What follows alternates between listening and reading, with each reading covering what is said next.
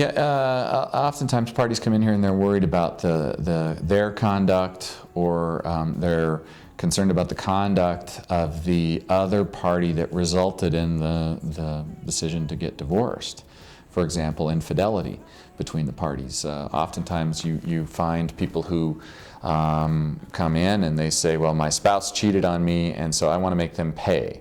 The bottom line is that Colorado is a no-fault divorce state, and the judge doesn't care why you're getting divorced. But if you have irreconcilable differences between the two of you, then you're gonna get divorced. And all one party has to do is stand up and say, irreconcilable differences, judge. And sooner or later, a divorce decree is going to be entered in that case. Well, unfortunately, cheating doesn't count. I mean, it's really hard on the parties when that happens in a divorce, but that's something that you have to deal with through your psychologist or when you're talking to your friends. But when you're going to court, what the judge is looking at, the court's looking at, is dividing up the assets and the marital property on an equitable basis.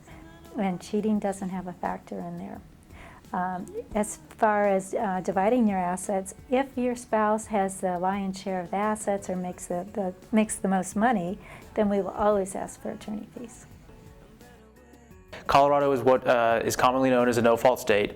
The court is not going to take into account if one party was having an extramarital affair during the marriage.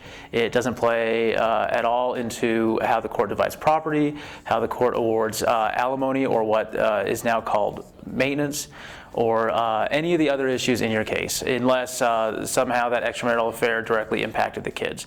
So those sorts of infidelities or bad conduct by one party or another don't go into whether or not you get divorced, or whether you get divorced.